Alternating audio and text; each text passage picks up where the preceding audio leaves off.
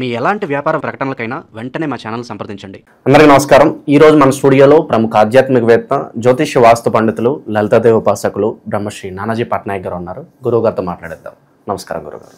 శ్రీమాత్రే నమః. అక్టోబర్ మాసం విశేషంగా మకర రాశి వాళ్ళకి ఏ విధంగా కలిసి రాబోతుంది, ప్రజెంట్ ఉన్న గ్రహస్థితి బట్టి వీళ్ళ టైం ఎలా నడుస్తుంది, ఎలాంటి జాగ్రత్తలు తీసుకోవాలి వీళ్ళు? తప్పకుండా అండి. ఫలితాలు ఏమిటి, అలాగే ఏ విషయాల్లో జాగ్రత్తగా ఉండాలి, ఏ యోగం పట్టబోతుంది, ఏ అవయోగం ఉందని ఇటువంటి విషయాలు అక్టోబర్ మాసంలో చెప్తుంది నేనైనప్పటికీ కూడా చెప్పిస్తుంది లలిత అమ్మవారిగా భావిస్తూ, మొట్టమొదటిగా వీరికి లగ్నాధిపతి అని అంటారు. మకర లగ్నానికి లగ్నాధిపతి శని 3లో ఉన్నాడండి. 3లో ఉన్నప్పుడు ఏంటంటే ఏదైనా ప్రాపర్టీ అమ్మడానికి బాగా తోడ్పడుతుంది గ్రహస్థితి. అలాగే ఏదైనా ఆన్లైన్ త్రూగా ధనం సంపాదించుకోవడానికి 2లో ఉన్న రాహు బాగా తోడ్పడుతున్నాడు. సో వీళ్ళు ఆన్లైన్లో ఏదైనా అమ్మకానికి పెట్టినా, ఆన్లైన్లో ఏదైనా ప్రోడక్ట్స్ అమ్మే ప్రయత్నాలు చేసినా కొంతవరకు ఇది తోడ్పడుతుందని చెప్పొచ్చు మనం. ఎందుకంటే 2వ అధిపతి 2 వైపు రావడము, 2లో రాహు ఉండడం, ఇది మనం సూచన చూపిస్తుంది. అలాగే ఇక్కడ వీరికి ఫైనాన్షియల్గా కూడా బాగా గ్రోత్ రావాలి అంటే దుర్గని మరియు చండి ఇవి ఎక్కువగా చేస్తుండాలి, లేదా కాలభైరవ అష్టకం ఇవి బ్రహ్మాండంగా కలిసి వస్తాయి, ఇంకా అందులో డౌట్ ఏం లేదు. అయితే వీరికి ఈ కుజుడు అంటే 3వ అధిపతి, ఈ అన్నదమ్ములకి, పౌరుష పరాక్రమాలకి, ఒక ధైర్యం చేయడానికి ఈ కారకుడు ఎవరైతే ఉన్నాడో ప్రస్తుతం ఈ అక్టోబర్ మాసంలో తులలో ఉంటాడు 27వ తేదీ వరకు కూడా. ఎప్పుడైతే ఈ 27వ తేదీ వరకు తులలో ఉంటాడో ఈ మకరం వారికి 3వ అధిపతి గురువు వీళ్ళకి ఎగ్జాల్ట్ అవ్వబోతున్నాడు. ఎప్పుడైతే 3వ స్థానాధిపతి గురువు ఎప్పుడైతే ఎగ్జాల్ట్ అవుతాడో ఇది ఇచ్చేటువంటి రిజల్ట్ ఏమిటి అంటే వీళ్ళు చేసే ప్రయత్నాలు బాగుండడము, సామాజికంగా అంటే ఎప్పటి నుంచి ఈ మంత్ ఎండింగ్ నుంచి ఎగ్జాల్ట్ అవుతున్నాడు, మారడం అనేది జరుగుతుంది. కాబట్టి ఏంటంటే ఈ సామాజిక సంబంధించినటువంటి విషయంలో కూడా బాగా కలిసి రావడం అనేటువంటిది ఉంది. అయితే కుజుడు వీరికి దశమ స్థానంలో ఉంటూ తర్వాత మారుతున్నాడు, ఏకాదశంలోకి మారుతున్నాడు. కాబట్టి భూ సంబంధించిన రాశులుగా చెప్తూ ఉంటారు కొన్ని. అంటే ఇప్పుడు కన్యారాశి, మకర రాశి, వృషభము భూ సంబంధించినమైనప్పటికైతే వృశ్చికం కూడా భూ సంబంధించిన ఇదిగా చెప్తూ ఉంటారు. అక్కడ కుజుడు వస్తున్నాడు కాబట్టి వీరు ఎప్పుడైతే వీరు 18 తర్వాత ఆల్మోస్ట్ అంటే ఒక 18 నుంచి కొంచెం దాని ప్రభావం చూపిస్తుంది. 27, 28వ తేదీ నుంచి ఇంకా పూర్తి ప్రభావం ఉంటుంది. కుజుడు లాభస్థానంలో ఫలితాలు ఇచ్చే రిజల్ట్. ఆ తర్వాత అంటే ఈ మంత్ ఎండింగ్ నుంచి కనుక వీళ్ళు ఏదైనా ప్రాపర్టీస్ తీసుకునే ప్లానింగ్ చేసినట్లయితే బాగుంటుంది అని చెప్పి చూపిస్తుంది ఇక్కడ జాతకం. అయితే ఇలాగే సప్తమంలోకి ఎప్పుడైతే గురువు ఈ నెల వస్తున్నాడో ఇది కూడా కొంత వివాహ ప్రయత్నాలకి సహకరిస్తుంది. అయితే ఎప్పుడైతే గురువు వస్తాడో ఈ నెల ఇది కొంచెం కొంతమంది చూడండి కొన్ని కట్టుబాట్లు ఎక్కువగా ఉంటాయి, లేదా టీచింగ్, బ్యాంకింగ్ సెక్టార్స్లో ఉండేటువంటి అలాంటి వారితో కొంచెం వివాహ ప్రయత్నాలు సక్సెస్ అవుతాయి. అదేవిధంగా వీరు కొంచెం అష్టమంలో శుక్రకేతువులు ఉండడం వల్ల కొంచెం ప్రెగ్నెన్సీ లేడీస్ కొంచెం జాగ్రత్తగా ఉండాలి. అలాగే షేర్ మార్కెట్ జోలికి వెళ్ళకూడదు, ఎందుకంటే పంచమాధిపతి శుక్రకేతువులు అష్టమంలో ఉన్నారు కదా. షేర్ మార్కెట్ ఒకటి అంటే ఈజీగా ఏదో మనీ వస్తుందనే వాటి జోలికి వెళ్ళకూడదు. గర్భవతులు జాగ్రత్తగా ఉండాలి. కొత్త ఫ్రెండ్షిప్స్ విషయంలో ఇప్పుడు ఎవరో ఎక్కడి నుంచో కొంతమంది మాయలో పడతారు, ఇలాగ ఎవరో మెసేజ్ చేస్తారు, కొన్ని రోజులు మనం చూసుకోకుండానే ప్రేమించుకుందామని ఇలా చేసి మొత్తం మీద దగ్గర నుంచి ఎవరు డబ్బు అర్జెంట్ అవసరం ఉందని తీసుకుని వాళ్ళు కనబడరు. ఇంకా అలా ఇవాళ రేపు చాలా ఫేక్స్ వచ్చాయి. నేను మొన్న ఒక అతను అయితే చెప్తున్నాడు, అసలు ఆ చేసిన అతను పురుషుడట, ఆడపిల్ల చేసరికి టెంప్టెడ్ డబ్బులు చేశాడు. హనీ ట్రాప్ చాలా జరుగుతుంటాయి. కాబట్టి ఈ పంచమాధిపతి ప్రేమకారకుడు కేతువుతో అష్టమంలో ఉన్నప్పుడు విచిత్రంగా కొన్ని ట్రాప్స్ జరుగుతాయి. కాబట్టి ఈ యొక్క విషయంలో చాలా జాగ్రత్తగా ఉండాలి, గుర్తుపెట్టుకోండి.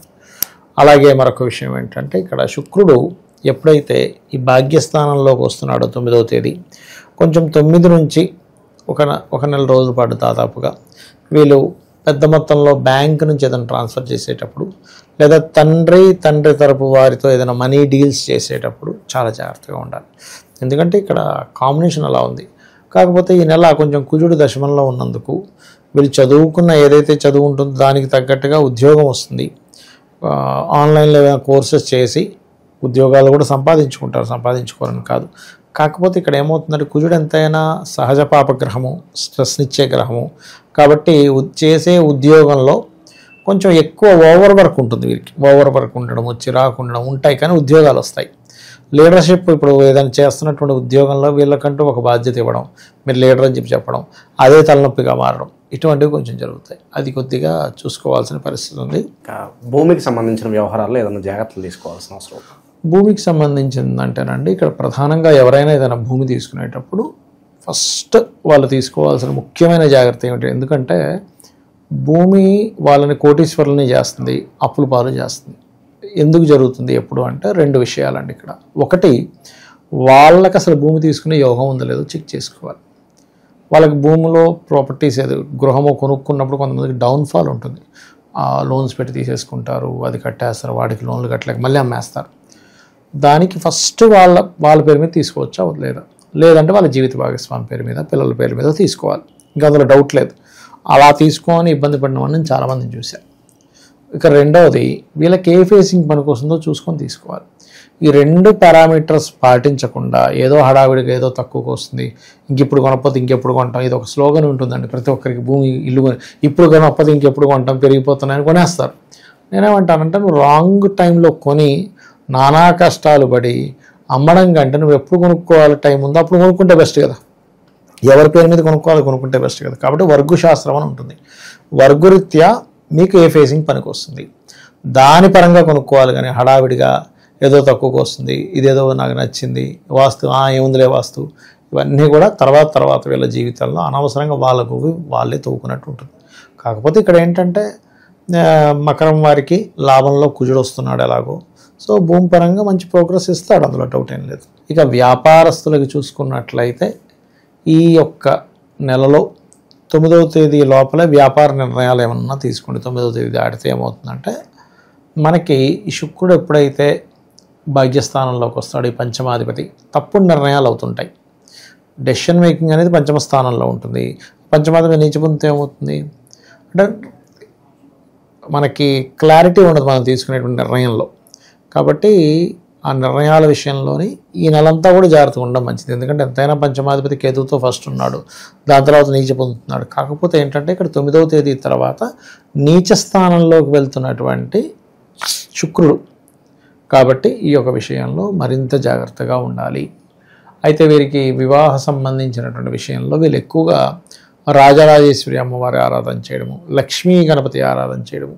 పంచమాధిపతి నీచి పొందుతున్నాడు కాబట్టి వీలైనంత మటుకు లక్ష్మీదేవి ఆలయాలకు వెళ్ళడము, గణపతి ఆలయాలకు వెళ్ళడం కనుక చేస్తూ ఉన్నట్లయితే ఖచ్చితంగా వీరికి బాగుంటుంది. ఇక విశేషంగా మనకి ఈ నెల చాలా పండుగలు ఉన్నాయి గురుగారు. వీటిని రాశి వాళ్ళు ఎలా వినియోగించుకుని అభివృద్ధిలోకి రావచ్చు అంట? ఫస్ట్ ఆఫ్ ఆల్ ఏంటంటే 2వ తేదీ దసరా ఉందండి మనకి. దసరా రోజు వీళ్ళకి శుక్రుడు నీచ పొందుతున్నాడు కాబట్టి నన్ను అడిగితే అమ్మవారికి కుంకుమార్చన, గణపతి పూజ ప్లస్ అమ్మవారి కుంకుమార్చన చేసుకోవడం చాలా మంచిది. ఇక 20వ తేదీ దీపావళి ఉంది. దీపావళి రోజు అందరూ చేసుకున్నట్టే మనం ఆ రోజు ఏమంటారు 4 ఒత్తులు వేసిన దీపం వెలిగించాలని చెప్తూ ఉంటారు ఆ రోజు. ముఖ్యంగా అది కాకుండా నువ్వుల నూనెతో వెలిగించాలి. దీపావళి రోజు అమ్మవారి ఆరాధన చేయడం చేస్తూ ఉంటాం. అయితే వీళ్ళకి ప్రత్యేకంగా శుక్రుడు పంచమాధిపతి అయ్యాడు కాబట్టి మకరం వారికి మరింత విశేషంగా చేసుకోవాలి. అంటే ఎలా చేసుకోవాలి విశేషంగా అంటే చాలామంది అనుకోవచ్చు ఎలా చేసుకోవాలి, నీచ పొందుతున్నాడు కదా శుక్రుడు అంటే. వీలైనంత మట్టుకు ఎప్పుడైనా మనకి డెబిలిటేషన్లో ప్లానెట్స్ ఉన్నాయి, లేకపోతే వాళ్ళకి ఆ గోచారంలో అప్పుడు డెబిలిటేషన్లో ఉంది అన్నప్పుడు ముఖ్యంగా ఉపవాసం ఎక్కువగా పాటించాలి.